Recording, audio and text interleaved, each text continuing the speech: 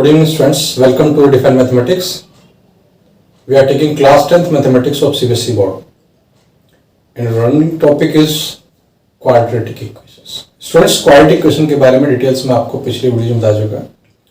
Quadratic equation की standard form हमारी होती है ax square plus bx plus c equal to 0। और स्टूडेंट्स यहाँ पे क्या होता है कि क्वाड्रेटिक इक्वेशन को सॉल्व करने के 3 मेथड्स होते हैं। एक होता है हमारे पास फैक्टराइजेशन मेथड, दूसरा होता है हमारा कंप्लीटिंग द स्क्वायर, और थर्ड मेथड स्टूडेंट्स हमारा होता है by using quadratic formula. So students तीनों मेथड्स आपको डिस्कस किया चुके हैं, वहां और फर्दर डिस्कस करने के लिए कुछ नहीं बचा है। आप ध्यान से मेरे पिछले वीडियो देख सकते हैं अगर कोई प्रॉब्लम हो तो। स्टूडेंट्स, जिस स्टूडेंट्स ने अभी तक भी चैनल को सब्सक्राइब नहीं किया उसको सब्सक्राइब करें, बेल आइकन प्रेस करें, जिससे आने वाले वीडियोज की नोटिफिकेशन आपको मिलते रहे। स्टूडेंट्स, आज जो हम बात करने जा रहे हैं वो बहुत ही इंपॉर्टेंट बात है। जो हमारा क्वाड्रेटिक फॉर्मूला होता है स्टूडेंट्स, आपको पता है कि हमारे जो स्टैंडर्ड फॉर्म होती है वो होती है ax square plus bx plus c equal to 0 standard form होती है।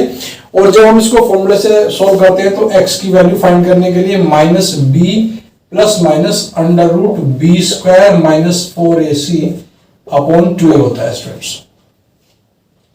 तो यहां से अगर आप देखेंगे तो जो हमारे पास सॉल्यूशन है x की, उसकी वैल्यू इस पर डिपेंड करती है।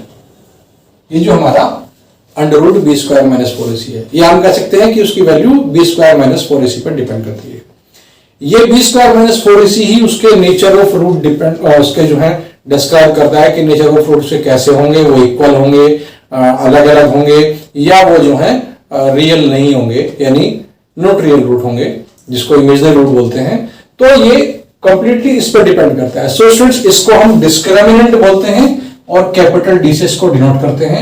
ये हो जाएगा आपका बी स्क्वायर माइनस 4ac। आप देखें अगर इसकी वैल्यू 0 होगी तो बी में ना तो कुछ प्लस होगा ना कुछ माइनस होगा, इसका मतलब दोनों रूट सेम हो जाएंगे। अगर इसकी वैल्यू स्टूडेंट्स पॉजिटिव होती है तो पॉजिटिव वैल्यू का रूट हम कैलकुलेट कर लेते हैं, तो एक बार वहां से प्लस हो जाएगा, एक बार माइनस हो जाएगा। तो यहां से क्या है, हमारे पास दो डिफरेंट वैल्यूज उसकी मिलती है। स्टूडेंट्स, अगर इसकी वैल्यू माइनस में हो जाती है यानी नेगेटिव वैल्यू आती है, तो नेगेटिव वैल्यू का हम क्या है रूट कैलकुलेट नहीं कर सकते हैं, वहां से हमारे पास इमेजिनरी रूट आएगा, तो इसके रियल रूट पॉसिबल नहीं होंगे। स्टूडेंट्स, जब रियल रूट पॉसिबल नहीं होंगे तो हम उसको किसी भी मेथड से सॉल्व नहीं कर पाएंगे, इसलिए ध्यान रखिए स्टूडेंट्स। सबसे पहले आपको क्वेश्चन सॉल्व करना है तो उसमें आप देख लेंगे कि हमारा डिस्क्रिमिनेंट क्या है। अगर डिस्क्रिमिनेंट उसका जो है 0 से छोटा हो गया यानी नेगेटिव हो गया, तो उस कंडीशन में क्या हो जाएंगे, उसके रियल रूट पॉसिबल नहीं होंगे, तो हम उसको सोल्व नहीं कर पाएंगे किसी मेथड से, तो आपको सोल्व नहीं होगा। उससे सीधा लिख देंगे कि here the value of d is less than 0, so it has no real root, that's all. वो क्वेश्चन आपका खत्म हो जाएगा। सो स्टूडेंट्स, इसके बेस पे हमारे बन जाते हैं नेचर ऑफ रूट। जो नेचर ऑफ रूट्स क्या होते हैं स्टूडेंट्स, फर्स्ट कंडीशन ये है कि अगर d हमारा ग्रेटर देन 0 है, ग्रेटर देन 0 का मतलब पॉजिटिव वैल्यू।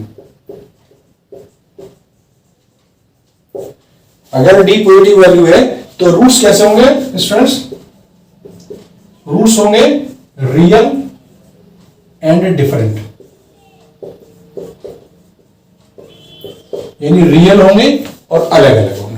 क्योंकि आपको बताया d की वैल्यू 0 है, मतलब ग्रेटर देन 0 है, तो ग्रेटर देन 0 में क्या होगा कि यहां से पॉजिटिव वैल्यू मिलेगी, तो एक बार b के साथ में उसको प्लस करेंगे, एक बार माइनस करेंगे, तो वहां से क्या हो जाएगा, दो रूट आएंगे, दोनों डिफरेंट रूट होंगे। ये फर्स्ट कंडीशन होगी स्टूडेंट। सेकंड कंडीशन इसकी क्या होती है कि अगर d आपका 0 है, 0 है तो मतलब 0 है, बी स्क्वायर माइनस 4ac अगर आपके 0 है तो रूट्स जो होंगे उसके वो रियल और इक्वल होंगे।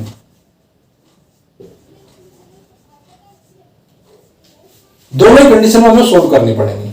हमारी थर्ड कंडीशन हमारी ये बताती है कि d की वैल्यू अगर लेस देन 0 है, मींस ये d की वैल्यू नेगेटिव है। तो जब d की वैल्यू नेगेटिव हो जाएगी तो यहां पर आ जाएगा no real root, no real roots. तो इस कंडीशन में स्टूडेंट्स आप उस इक्वेशन को सोल्व नहीं कर पाएंगे, तो आप लिख देंगे here d is less than 0, so no real root are present in this equation, so it cannot be solved। Simple है। तो इसलिए ये बहुत ध्यान देने की जरूरत है। जब भी आप क्वाड्रेटिक को सोल्व करेंगे तो क्वाड्रेटिक को सोल्व करने के लिए आप क्या करेंगे, सबसे पहले हमारा d कैलकुलेट करेंगे। तो d कैलकुलेट करने के बाद देखेंगे कि d की वैल्यू हमारी पॉजिटिव है या नेगेटिव है या 0 है। अगर पॉजिटिव आए या जीरो आए तो दोनों कंडीशन हम उसको सोल्व कर सकते हैं, लेकिन अगर नेगेटिव आएगी तो वहां रियल रूट पॉसिबल नहीं होंगे, तो हम उसको सोल्व नहीं कर पाएंगे स्टूडेंट्स। जैसे आपको लीनियर इक्वेशन बताया, लीनियर इक्वेशन इन 2 वेरिएबल्स हम सॉल्व करते हैं तो वहां भी आपको कंडीशन बनाई थी कि हमारे पास a1/a2 not equal to b1/b2 अगर होता है तो ही हम जो हमारे अलजेब्रिक मेथड होते हैं सोल्व कर पाते हैं, अदरवाइज हम सोल्व नहीं कर पाते हैं। तो स्टूडेंट्स ये बहुत इंपॉर्टेंट टॉपिक है आज के लिए। तो स्टूडेंट्स अब हम देखते हैं क्वेश्चन हम देखते हैं कि अगर हमारे पास वर्ड प्रॉब्लम है, उन वर्ड प्रॉब्लम को हम कैसे सोल्व करते हैं। जब वर्ड प्रॉब्लम होगी तो सबसे पहले हम जो इक्वेशन फॉर्मेशन करेंगे, इक्वेशन फॉर्मेशन करने के बाद जो भी मेथड आपको अच्छा लगे उस मेथड से आप सोल्व कर लेंगे। 3 मेथड्स आप देयर टू। वर्ड प्रॉब्लम लेने से पहले एक टाइप का क्वेश्चन हमारा और आता है, इंपॉर्टेंट क्वेश्चन है आपका बोर्ड पर्पज से भी प्लस आपका कंपटीशन में पूछा जाता है। स्टूडेंट्स मैं आपको बता दूं कि जो हमारा 10th तक का सिलेबस होता है ये बोर्ड पर्पज से बहुत इंपॉर्टेंट होता है। इसके साथ साथ जो कॉम्पिटिशन होते हैं हमारे आपका टीजीटी पीजीटी को छोड़ करके उनमें भी काफी इनका वेटेज होता है। बाकी जो छोटे मोटे कॉम्पिटिशन होते हैं उन सभी में इन टाइप के क्वेश्चन पूछे जाते हैं, जो मैं आपको बीच बीच में बताता रहता हूँ। तो इस टाइप का क्वेश्चन जो होता है आपका वो कंपटीशन पूछा जाता है। Find the value of k for which kx² - 6x - 2 = 0 has real roots.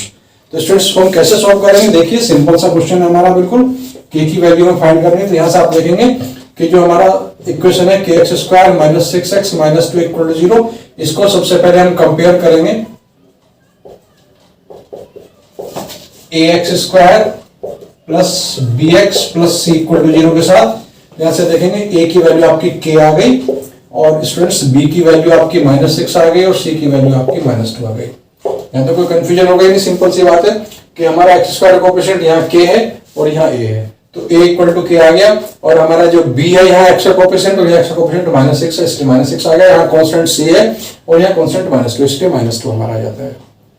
इसके बाद हम क्या करते हैं स्टूडेंट्स, इसमें कहा है कि रियल रूट है, तो रियल रूट 2 कंडीशन में होते हैं, या तो हमारे पास डिस्क्रिमिनेंट की वैल्यू ग्रेटर देन 0 हो या इक्वल टू 0 हो। तो यहां हम लेंगे रियल रूट के लिए।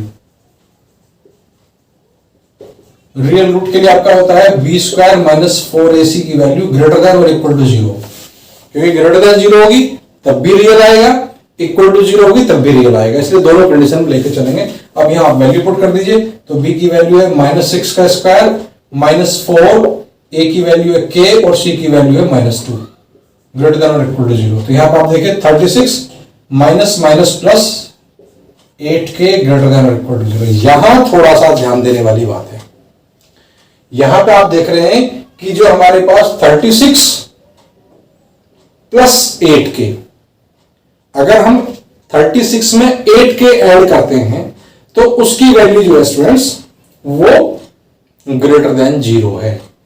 तो यहां से k की वैल्यू आपकी नेगेटिव आएगी स्टूडेंट्स। आप देखें दोनों पॉजिटिव दूसरी साइड ले जाएंगे तो एक नेगेटिव आएगी। अब वहां हमें ध्यान देने वाली बात है, हमारे पास ध्यान देने वाली चीज क्या है, आप देखेंगे कि 8k की वैल्यू हमारे पास क्या होना चाहिए, 36 से छोटी होनी चाहिए अगर माइनस में आ रही है। समझिए इस चीज को, क्योंकि यहां पे क्या है, अगर आपके पास 8k की वैल्यू माइनस में आई है और वो 36 से ज्यादा आ जाएगी, अगर 36 से ज्यादा आती है तो उस कंडीशन में क्या होता है आपका कि यहां से नेगेटिव वैल्यू मिलेगी। बट नेगेटिव वैल्यू मिलने से क्या होगा कि कंडीशन ये आ जाएगी हमारे पास कि यहां से नेगेटिव वैल्यू 0 से छोटी हो जाती है, इसलिए उस वैल्यू को हम नहीं लेंगे। तो यहां से हमारा क्या आएगा कि 8k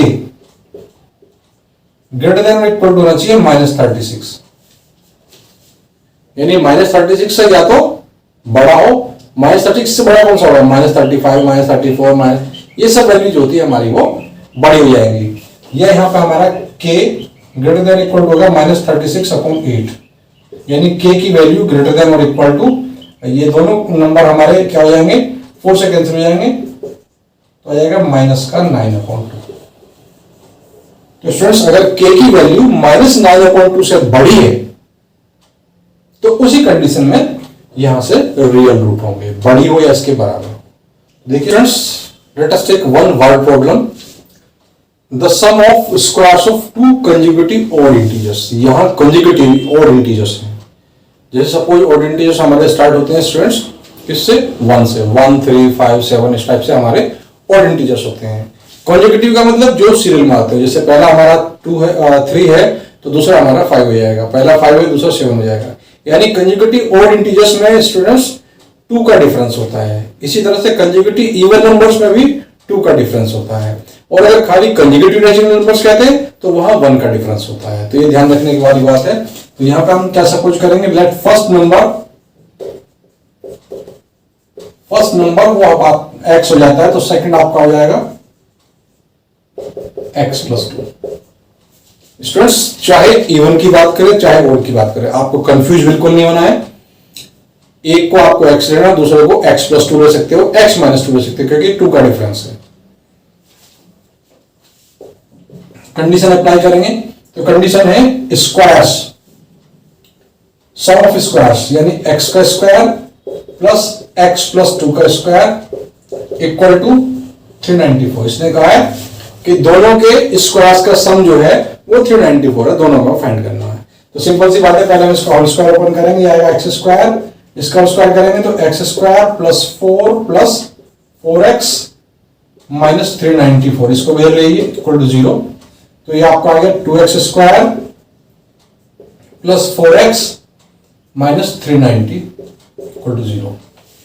आप देखेंगे सभी लीड्स जो हमारी वो 2 से डिवाइड है, तो dividing both sides by 2, dividing both sides by 2 से डिवाइड करेंगे हर एक नंबर को। तो आपका x² + 2x माइनस यहां कितना जाएगा, 2 × 1 = 2 और 2 × 9 = 18 और 2 × 5 = 10। अब आपके पास 3 मेथड्स हैं, completing the square, factorization method और बाय यूजिंग फॉर्मूला, चाहे आप जिसको यूज कर सकते हैं।